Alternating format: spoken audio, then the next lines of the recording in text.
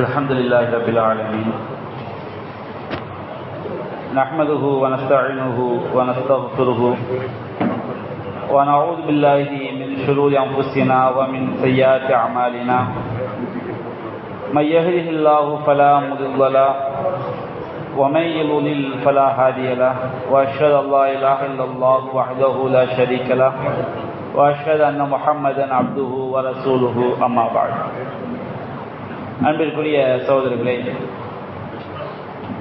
அல்லாஹுடைய மாபெரும் கிருபையினால் நாம் இந்த ஹதீஸ் விளக்க உரை வகுப்பிலே சஹீஹுல் புகாரியினுடைய விளக்க உரையை நாம் பார்த்து வருகின்றோம்.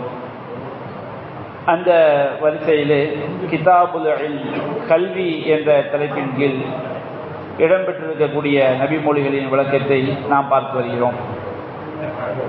நாம் கடந்த வாரம் 28வது பாட தலைப்பின் கீழ் இமாம் புகாரி அவர்கள் பதிவு செய்த 3 நபிமொழிகளில் 2 நபிமொழிகளை பற்றி பார்த்தோம். அந்த பாட தலைப்பு என்னவென்று சொன்னால், அறிவுரை கூறும் போதும் கல்வி கற்கும் போதும் கல்வியை கற்பிக்கும் போதும் பிடிக்காத ஒன்றை காணும் பொழுது கோபப்படுதல் அப்படின்னு தலை போட்டு என்ன செஞ்சிருக்கிறாங்க, இமாம் புகாரி அவர்கள் 3 நபிமொழிகளை பதிவு செய்திருக்கிறார். அதில் 2 நபிமொழிகளை நாம் கடந்த வாரம் பார்த்தோம். இன்றைய தினம் 92வது செய்தியாக இடம்பெற்றிருக்கக்கூடிய 3வது நபிமொழியினுடைய விளக்கத்தை நாம் பார்க்கவிருக்கின்றோம். இந்த ஹதீஸை அபு மூசா ரலியல்லாஹு அன்ஹு அவர்கள் அறிவிக்கிறார்கள்.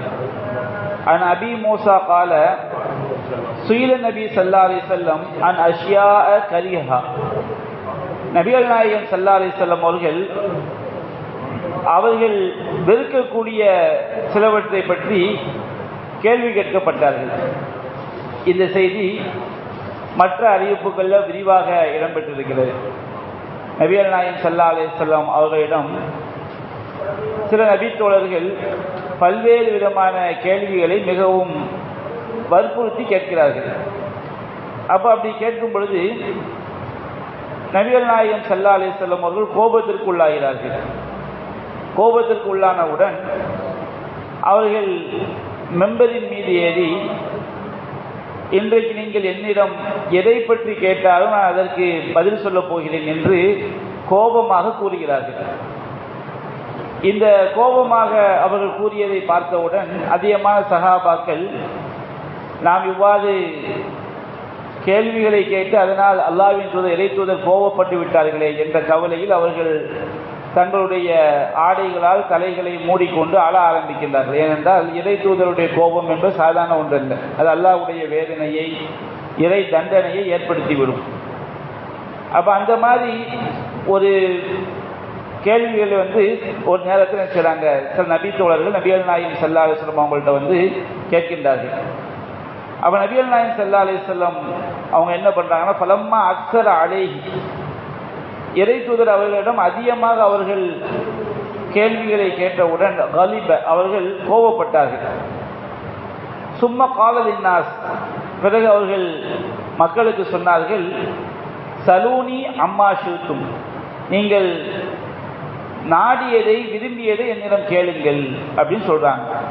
மெம்பரில் ஏறி மற்ற அறிவிப்புகளில் விரிவாக வந்திருக்கிறது. ரசூல் ஸல்லல்லாஹு அலைஹி வஸல்லம் கோபப்பட்டு மெம்பரில் ஏறி நினைச்சாங்க. அவங்க இப்படி சொல்றாங்க. உடனே ஒரு மனிதர் எழுந்து கேட்கின்றார், மன் அபி, என்னுடைய தந்தை யார் அப்படின்னு நினைக்கிறாரு அப்படின்னு சொல்லி ஒரு நபி தோழர் கேட்கின்றார். அவர் ஏன் அந்த கேள்வியை கேட்கிறான்னு சொன்னோம்னா, அவருடைய தாயார் திருமணம் முடித்து அவருடைய தந்தை என்று சொல்லப்படக்கூடிய ஒருவர் இருக்கின்றார். ஆனால் அதிகமாக என்ன பேசுறாங்க, இவர் வாப்புக்கு பிறந்தவர் கிடையாது, இவர் வேற யாருக்கோ பிறந்தவர் என்ன நினைச்சாங்க, அவரை பற்றி பேசப்படுகிறது. இது சில விஷயங்கள் ஜாஹிலியா காலத்தில் நடந்த விஷயங்கள். அதை தெரியாமல் இருப்பது சமுதாயத்துக்கு நல்லது. இஸ்லாம் வருவதற்கு முன்பாக ஜாஹிலியா காலத்தில் சில விஷயங்கள் நடந்து போயிருக்கலாம். அதை வெளிக்கொணர்ந்து அதனுடைய எது உண்மைன்னு தெரிஞ்சால் பெரிய அது எந்த ஃபாய்தாவும் கிடையாது, நிம்மதியான வாழ்க்கைக்கு அது கிடையாது. அப்படி ஒரு பேச்சு அன்றைய சமூகம் நிலவிக்கிட்டு இருக்கு. இவர் இவர் தந்தைக்கு இவருக்கு பிறந்தவர் கிடையாது, இவர் வந்து இன்னாருக்கு பிறந்தவர் அப்படின்னு சரி அங்கே ஒரு பேச்சு ஓடிக்கிட்டு இருக்கு. உடனே அந்த தோழர் என்ன செய்யறாரு, நபிகள் நாயகத்தில் அவங்க கோபமா இருக்கிறாங்கிறத கவனிக்காம அவங்க எங்க வாப்பா யாருன்னு கேட்டுறாங்க. உடனே நபிகள் நாயகம் ஸல்லல்லாஹு அலைஹி சொல்லிட்டாங்க, அபூக்க ஹுதாஃபா, அவங்க வாப்பா வந்து ஹுதாஃபா அப்படின்னு. அவர் யாருடைய மகனாக சமுதாயத்தில் அறியப்படுறாரு அவரை சொல்லலை. ஹுதாஃபா என்பவர் வேறு ஒருவர். சில அறிவிப்புகளில் வந்து விரிவாக இடம்பெற்றிருக்கிறது. இவர் உடனே தன் தாயிட்ட போய் நீ ஏமா இப்படி ஒரு காரியத்தை பண்ணன்னு கேட்குறாரு. எப்போ இது ஜாஹிலியாவில் நடந்தது, அப்போ எங்களுக்கு இஸ்லாம் என்ன செய்யலை, கிடைக்கல அப்படின்னு செய்றாங்க. அந்த தாயார் இப்போ நபிகள் நாயகம் சொன்ன பிறகு அது என்ன செஞ்சது, ஒரு பூடகமாக இருந்த பேச்சு என்ன செஞ்சதுன்னா அது உறுதியாயிடுது.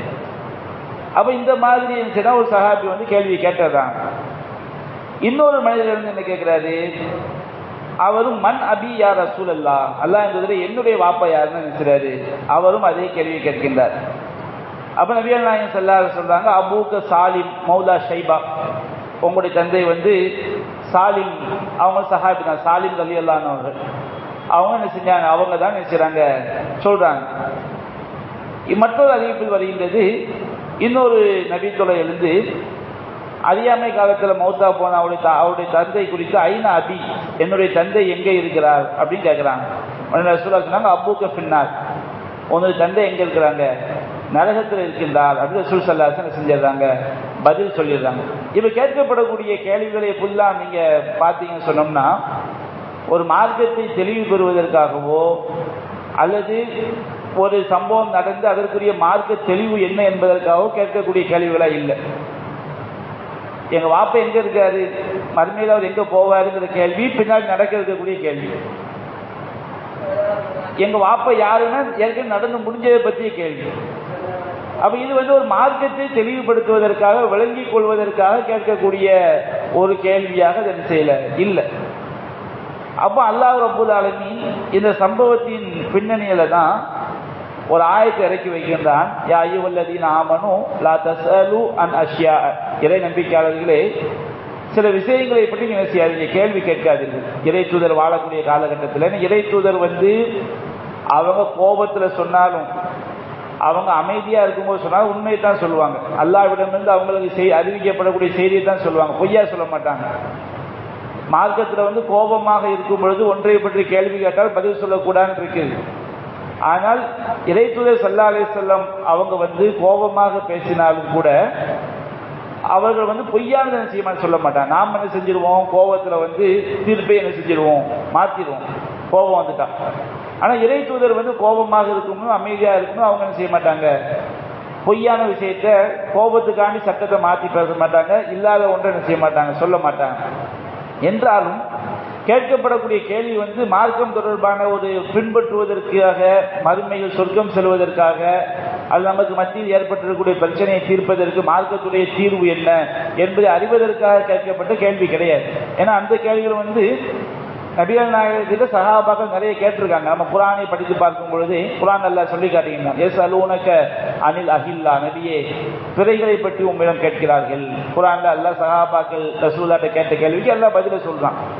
யஸ்அலூனக அனில் ரூஹ், யூதர்கள் வந்து உயிரை பற்றி உம்மிடம் கேட்கிறார்கள். யூதர்கள் கேட்ட கேள்வி விட்டுருங்களேன். யஸ்அலூனக மாதா யுன்ஃபிகூன், அவர்கள் எதை செலவு செய்ய வேண்டும் என்று உம்மிடம் கேட்கிறார்கள். அல்லாஹ் அதற்குரிய பதில் என்ன செய்கின்றான், சொல்கின்றான். யஸ்அலூனக அனில் கலாலா, நபியை கலாலா என்ற வாரிசுரிமை சட்டத்தில் உள்ள விஷயத்தை பற்றி என்ன செய்றாங்க, அவர் உம்மிடம் கேட்கிறார்கள். இப்படி வந்து சஹாபாக்கள் கேட்ட நிறைய கேள்விகளுக்கு, நபிகள் நாயகத்தை கேட்ட கேள்விகளுக்கு அல்லாஹ் குர்ஆன் என்ன செய்யலாம், பதில வந்து அல்லாஹ் இறக்கி வைக்கின்றான். அப்போ ஒரு மார்க்கம் தொடர்பாக இறை தூதரிடம் கேள்வி கேட்கக்கூடாது என்பது அல்ல. எத்தனையோ சஹாபாக்கள் வந்து நபிகள் நாயகத்தில் வந்து பல்வேறு கேள்வி என்ன செஞ்சிருக்காங்க. நம்ம ஹதீஸ்ல சாதாரணமாக படிக்கும் பொழுது ஏராளமான கேள்வி என்ன செஞ்சிருக்காங்க, கேட்டிருக்காங்க. அல்லாஹ்வின் தூதரே, என்னை சொர்க்கத்தின் பக்கம் நெருக்கமாக்கி வை, நரகத்தை விட தூரமாக்கக்கூடிய காரியத்தை சொல்லித்தாருங்கள் அப்படின்னு சொல்லாட்டு என்ன செஞ்சிருக்கிறாங்க, கேட்டிருக்கிறாங்க. இப்படி ஏராளமான, நாங்கள் மறுமையில் உங்களோட என்ன செய்யணும், சொர்க்கத்தில் ஒன்றா இருக்கணும், அதற்கு நாங்கள் என்ன செய்யணும், இப்படி என்ன செஞ்சிருக்கிறாங்க, கேட்டிருக்கிறாங்க. சஹாபாக்கள் கேட்ட கேள்வி நூற்றுக்கணக்கான கேள்வி நபிமொழிகள் என்ன செய்யப்பட்டிருக்கு, பதிவு செய்யப்பட்டிருக்கிறது. அதே போல் சஹாபாக்கள் நபிகள் நாயகம் கேட்ட கேள்விக்கு ஏராளமான கேள்விகளுக்கு அல்லாஹ் குர்ஆன் என்ன செய்கின்றான், பதிலை சொல்கின்றான். அவை ஒரு கேள்வியினுடைய நோக்கம் எதுவாக இருக்க வேண்டும்? நாம் எந்த நேரத்தில் ஒரு கேள்வி கேட்டாலும் மார்க்கத்தை பின்பற்ற வேண்டும், ஹக்கை தெரிய வேண்டும், நாம் நரகத்தை விட்டு நம்மை பாதுகாத்துக் கொள்ள வேண்டும், நாம் சொர்க்கத்திற்கு செல்ல வேண்டும் என்ற நோக்கத்தில் கேட்கப்பட்ட கேள்விகளுக்கு எல்லாமே நபிகள் நாயகம் ஸல்லல்லாஹு அலைஹி வஸல்லம் அவங்க பதில் சொல்லியிருக்கிறாங்க. அப்போ இந்த சம்பவத்தில் வந்து ரசூல் ஸல்லல்லாஹு அலைஹி வஸல்லம் அவர்களிடம் நபி தோழர்கள் கேள்வி கேட்டார்கள். அதுதான் நபிகள் நாயகம் ஸல்லல்லாஹு அலைஹி வஸல்லம் அவர்கள் கோபத்திற்கு உள்ளானார்கள் என்று சொன்னால், அங்கு அவர்கள் கேட்கப்பட்ட கேள்விகள் வந்து மார்க்கம் தொடர்பான கேள்வி அல்ல. அது ஒரு பிரச்சனை ஏற்பட்டு அதற்கு மார்க்கத்துடைய தீர்வு என்ன என்பதற்கான கேள்வி அல்ல. எங்கள் வாப்பா எங்கே இருக்காரு, நான் யாருக்கு பிறந்தாலு, எங்கள் வாப்பாவுக்கு சொர்க்கமா நரகமா, இந்த மாதிரி கேள்விகள் என்ன ஃபாய்தா இருக்குது? ஃபிரௌன் வந்து மூசா அலைஹிஸ்ஸலாம் அவர்கள் சத்தியத்தை சொல்ல போகும்போது, நீ வந்து சத்தியத்தை ஏற்றுக்கொள்ளாவிட்டால் உனக்கு வந்து நரகந்தாம் அப்படின்னு நினைச்சாங்க சொல்றாங்க. அப்போ அவன் ஃபிரௌன் என்ன கேட்கிறான், மாபாலு குரூனில் ஊலா, முந்தைய சமுதாயத்துடைய நிலைமை என்ன அப்படின்னு செய்திருந்தான் கேட்கின்றான். அப்போ மூசா நபி என்ன பதில் சொல்றாங்க, இல்முகா இந்த ரப்பி, அதை பற்றி அறிவு யார்கிட்ட இருக்குது? அல்லாஹ்ட்ட இருக்குது. தௌஹீத விளங்காத காலகட்டத்தில் மௌத்தா போனவங்களை பற்றி அவங்களுக்கு சொர்க்கமா நரகமா, உங்க வாப்பா நரகத்தில் தான் இருப்பாங்க, எங்குமா நரகத்தில் தான் இருப்பாங்க, இந்த பேச்சு நமக்கு தேவையில்லை, அதில் ஒரு ஃபாய்தாவும் இல்லை. அதனால என்ன செய்யும், மனசுல வந்து ஒரு சஞ்சலம் தான் என்ன செய்யும் ஏற்படும். அதே போன்று ஒரு விஷயம் பூடகமா இருக்கும்போது அது தெளிவுபடுத்தப்பட்டு வச்சுக்கிடுங்க. ஒரு அறியாமை காலத்தில் ஒரு பெண்ணு தவறாக நடந்து ஒரு குழந்தை பிறந்து போச்சு, அது சமுதாயத்தில் ஒரு பூடகமான ஒரு பேச்சா இருக்குது, அப்படி விட்டுட்டு போயிடணும். அதை யாரு எவரும் தெளிவுபடுத்துறத வந்து அவருக்கு என்ன செய்யும், அது ஒரு குறையா அந்த மாதிரி கேள்விகள் வந்து ஒரு நீங்காத ஒரு வடுவா என்ன செஞ்சிடும், மாறிவிடும். அப்ப நபிகள் நாயகம் ஸல்லல்லாஹு அலைஹி வஸல்லம் அவங்கள்ட்ட வந்து இந்த மாதிரி கேள்விகள் வெறுக்கக்கூடிய கேள்விகளை கேட்டவுடன் அவங்க என்ன செய்றாங்க, கோவப்படுறாங்க. கோவப்பட்டு மக்களுக்கு சொல்றாங்க, நீங்க விரும்பியதை கேளுங்கன்னு சொன்னா ரசூலுல்லாஹ் வந்து கேளுங்கிறதுக்காக சொல்லலை, நீ என்ன கேட்டால் நான் பதில் சொல்ல போறேன். அதான் அந்த கேள்வியை வெறுத்து போய் என்ன செய்யறாங்க சொல்றாங்க. சில நேரங்கள் அப்படிதான் செய்த செஞ்சுக்கப்பான்னு சொல்ற மாதிரி நீங்க விரும்பியதை கேளுங்கன்னா அதை புரிந்து கொள்ளாத ஒரு சில நபி தோழர் என்ன செஞ்சிடறாங்க, இந்த மாதிரி கேள்விகளை வந்து திரும்ப திரும்ப கேட்க ஆரம்பிச்சோன்னா ரசூலுல்லாஹ் சொன்ன பதில் வந்து அவங்களுக்கு என்ன செஞ்சிருது, ஒரு கவலை அளிக்கக்கூடியதாக, ஒரு பாதிப்பை உண்டாக்கக்கூடியதாக ஆகிவிடுகிறது. அப்போ இந்த மாதிரி கேள்விகள் கேட்டதை பார்த்தோன்னே இது வந்து ஒரு ஃபித்னாவை உண்டாக்குற மாதிரி இருக்கு. சஹாபாக்கள் ஒரு சில நபி தோழர் கேட்கக்கூடிய கேள்வி.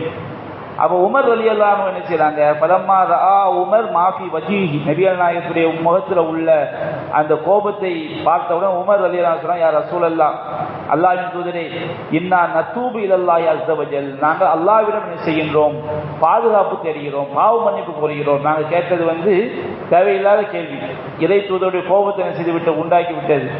இறை தூதருக்கு கோபம் ஏற்பட்டால் அது இறைவனுடைய கோபம், இறைவனுடைய தண்டனை நம்ம மீது என்ன செஞ்சிடும், இறங்கிவிடும். மற்ற அறிவிப்பில் வருகிறது, உமர் ரலியல்லாஹு அன்ஹு சொன்னார், ரலீது பில்லாஹி ரப்பன் வபி இஸ்லாமி தீனன் வபில் குர்ஆனி இமாமன் வபி முஹம்மதின் ரசூலா அப்படிங்கிறாங்க. ரலீது பில்லாஹி ரப்பன், அல்லாஹ்வை நாங்கள் ரப்பாக ஏற்றுக்கொண்டோம், வபில் இஸ்லாமி தீனன், இஸ்லாத்தை நாங்கள் தீனாக என்ன செய்து கொண்டோம், பின்பற்றக்கூடிய மார்க்கமாக ஏற்றுக்கொண்டோம், வபில் குர்ஆனி இமாமன், குர்ஆனை நாங்கள் எங்களுக்குரிய வழிகாட்டியாக நாங்கள் ஏற்றுக்கொண்டோம், முஹம்மதின் ரசூலா, இறை தூதராக என்ன செய்து கொண்டோம், நபிகள் நாயகம் ஸல்லல்லாஹு அலைஹி வஸல்லம் அவர்களை இறை தூதராக அல்லாஹ்வுடைய தூதராக நாங்கள் ஏற்றுக்கொண்டோம் அப்படின்னு சொன்ன உடனே தான் நபிகள் நாயகம் ஸல்லல்லாஹு அலைஹி வஸல்லம் கோபம் அப்படி என்ன செய்கிறது, தணிகிறது. அப்ப இந்த செய்தியில வந்து நமக்கு பல்வேறு விதமான சட்டங்கள் நமக்கு இருக்கிறது. நாம சிந்தித்து பார்க்கும் பொழுது என்ன சட்டங்கள்? முதலாவது, நபிகள் நாயகம் ஸல்லல்லாஹு அலைஹி வஸல்லம் இறை தூதரிடம் எப்படி நடந்து கொள்ள வேண்டும். இன்றைக்கு நமக்கு நபிகள் நாயகம் ஸல்லல்லாஹு அலைஹி வஸல்லம் அவர்கள் நமக்கு மத்தியில் உயிரோடு இல்லை என்று சொன்னாலும் இறை தூதரிடம் எப்படி அவங்க உயிரோடு இருக்கக்கூடிய காலகட்டத்தில் எப்படி நடந்து கொள்ள வேண்டும் அப்படிங்கிற ஒரு சட்டம் என்ன செய்து இருக்குது. ஏன்னு சொன்னால் வஹி இறக்கக்கூடிய காலகட்டத்தில் இறை தூதர்கிட்ட வந்து தேவையில்லாத கேள்விகளை கேட்டால் அல்லாஹ்விடமிருந்து அவங்களுக்கு என்ன செய்யப்பட்டுரும், வஹி அறிவிக்கப்பட்டுவிடும். வஹி அறிவிக்கப்பட்டு அந்த கேள்விக்குரிய பதில் தெளிவுபடுத்தப்படும் என்றால் சில நேரங்களில் அது பாதிப்பை உண்டாக்கும். இதனுடைய பின்னணி தான் அல்லாஹ் ஒரு ஆயத்தை குர்ஆனில் இறக்கி வைக்கின்றான், யா அய்யுஹல்லதீன ஆமனு லா தஸ்அலு அன் அஷ்யா, நீங்கள் சில விஷயங்களை பற்றி கேட்காதீர்கள். சில விஷயங்கள் என்று சொன்னால் தேவையில்லாத விஷயங்கள், அதனால சமுதாயத்தின் நன்மை கிடையாது.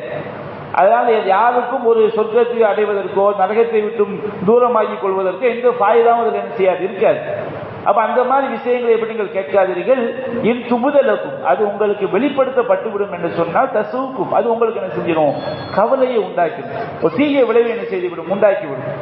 அவ இறை தூதர் வாழக்கூடிய காலகட்டத்தில் இறை தூதர்கிட்ட கேள்விகளை கேட்கும் பொழுது ரொம்ப கவனமாக கேட்க வேண்டும். ஏன்னா நபிகள் நாயகம் ஸல்லல்லாஹு அலைஹி வஸல்லம் சொன்னாங்க, முஸ்லிம்களிலேயே இது இன்றைக்கு நமக்கு சாத்தியமில்லை என்று சொன்னாலும் நாம தெரிந்து கொள்வதற்காக நபிகள் நாயகம் சொன்னாங்க, இன்ன ஆலமல் முஸ்லிமீன் அதர் முஸ்லிமீன், முஸ்லிம்களிலேயே முஸ்லிம்களுக்கு எதிராக மிக பயங்கரமானவன் யாருன்னு சொன்னால், ஒரு முஸ்லிம் இன்னொரு முஸ்லிமுக்கு எதிரியா இருக்கக்கூடாது.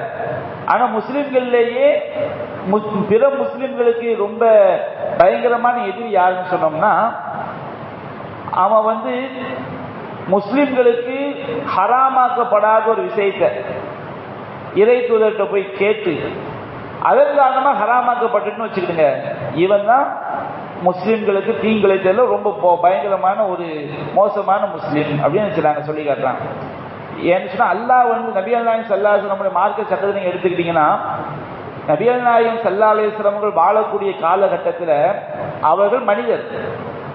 ஒரு விஷயம் தப்பா நடக்குது நபிகள் நாயகத்துடைய கவனத்துக்கு வரவில்லை என்று சொன்னாலே அது தவறாக இருந்தால் அல்லாஹ் சுட்டி காட்டிடுறார். ரசூலுல்லாஹ் எல்லாம் தெரியாது. ஆனா நபிகள் நாயகம் இப்ப ஊர்ல இருக்கிறாங்க, எங்கேயோ ஒரு மூலையில ஒரு தப்பு நடக்குது, தப்பு நடந்தா அல்லாஹ் என்ன செஞ்சிடும், வஹி மூலமாக இப்படி நடக்குது தப்புன்னு அல்லாஹ் சொல்லிடுவான்.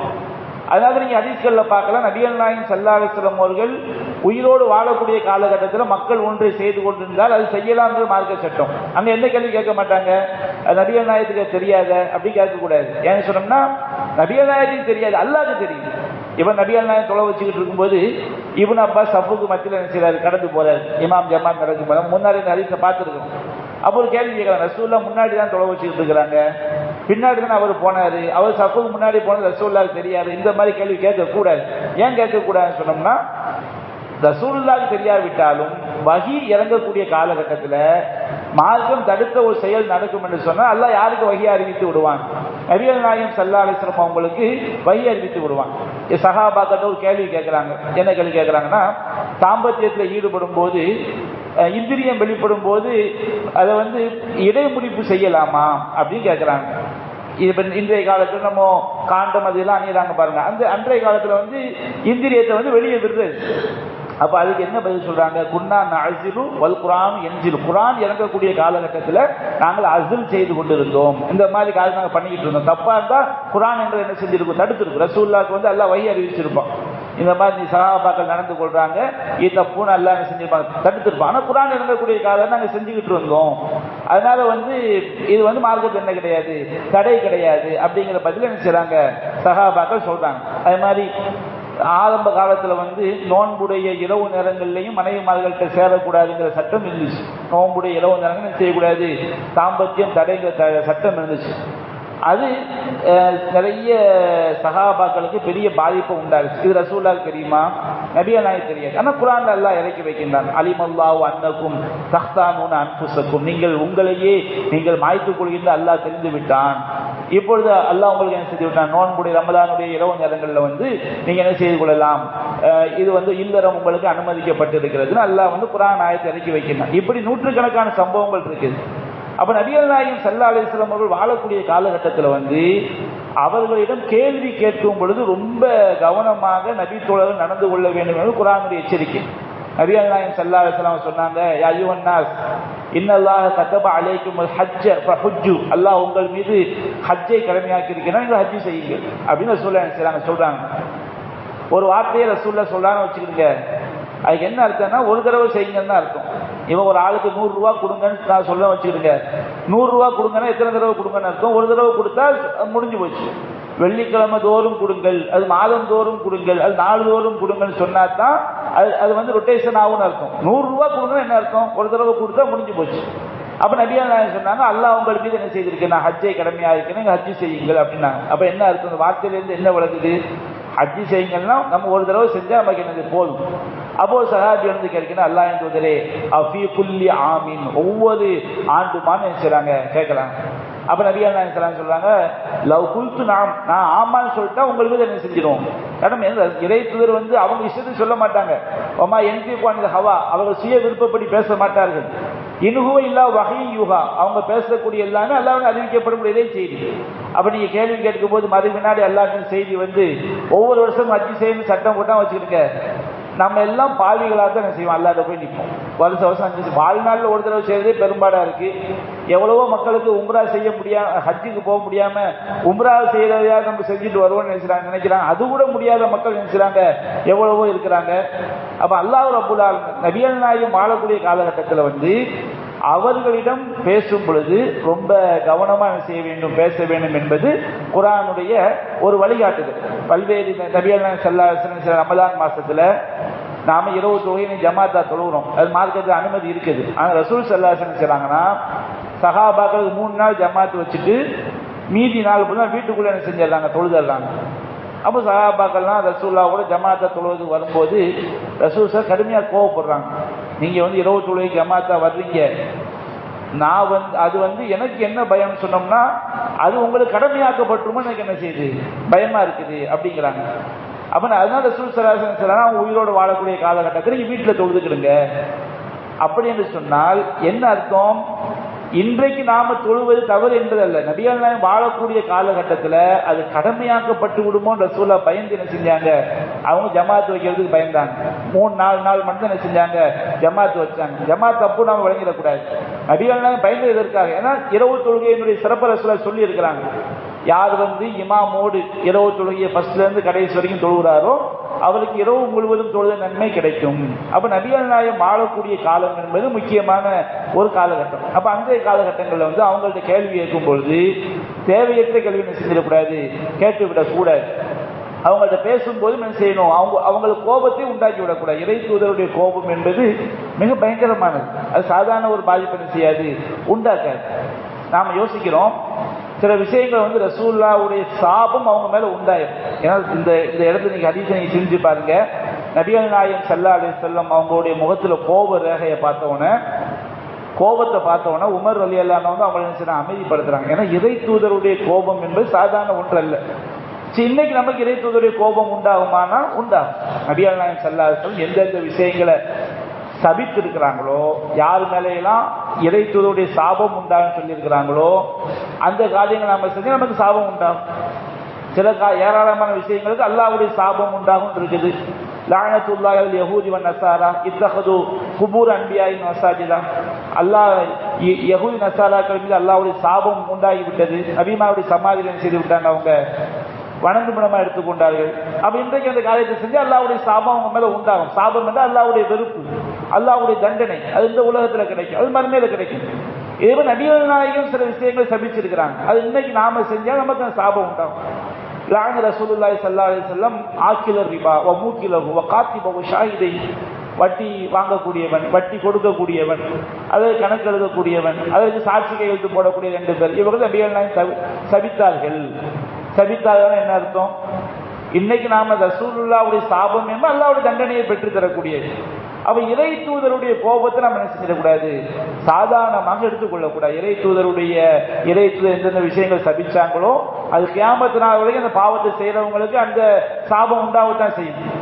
இறை தூதருடைய சாபம் என்ன அர்த்தம்? அல்லாஹ்வுடைய தண்டனை, அல்லாஹ்வுடைய வெறுப்பு என்ன செய்ய அவன் மேல உண்டாகும். அதை நாம் என்ன செய்ய வேண்டும், இந்த செய்திகளை நாம் விளங்கிக் கொள்ள முடிகிறது. அதே போன்று உமர் ரலியல்லாஹு அவங்களுடைய அந்த சமயோசிதம், அவங்களுடைய ஆழமான அறிவு, அதிகமான நபி தோழர்கள் ரசூலுல்லாஹ்வுடைய முகத்தை கோபரகையை பார்த்து அவங்க அழ ஆரம்பிச்சிடுறாங்க. இன்றைக்கு நாம வைத்திருக்கக்கூடிய நம்பிக்கையை போல் நபித்தோட நம்பிக்கை கிடையாது.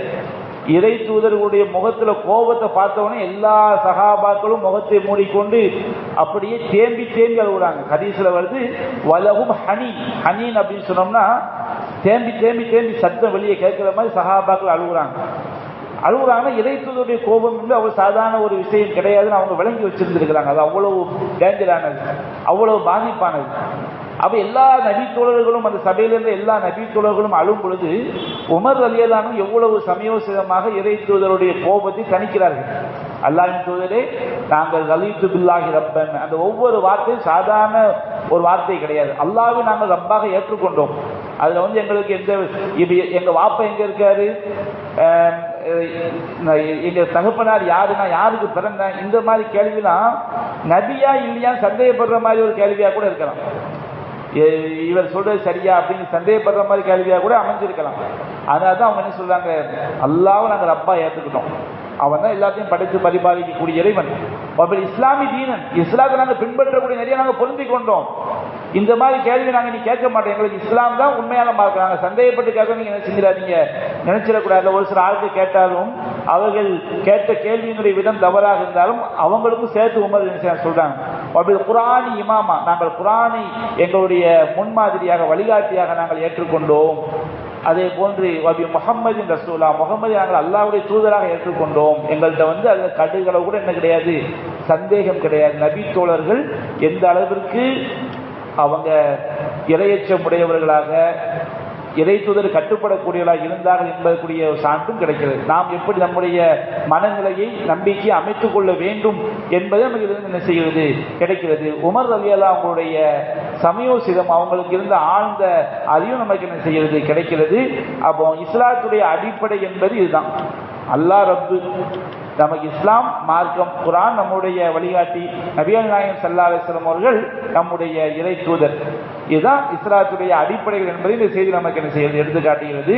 அப்ப இது நாம் இன்னும் சிந்தித்து பார்த்தால் நமக்கு இதில் இன்னும் பல படிப்பினைகள் அல்லாஹ் சிந்திக்கக்கூடிய மக்களுக்கு அல்லாஹ் என்ன செய்வான், இந்த செய்தியை வைத்திருக்கிறான். அல்லாஹ் ரப்பல் ஆலமீன் நாம் சத்தியத்தை விளங்கி அதன்படி வாழ்ந்து மரணிக்கக்கூடிய நன்மக்களாக நம் அனைவரையும் மாய்க்கால் புரிவானாக. வாஹு தாவானா அல்ஹம்துலில்லாஹி ரப்பில் ஆலமீன்.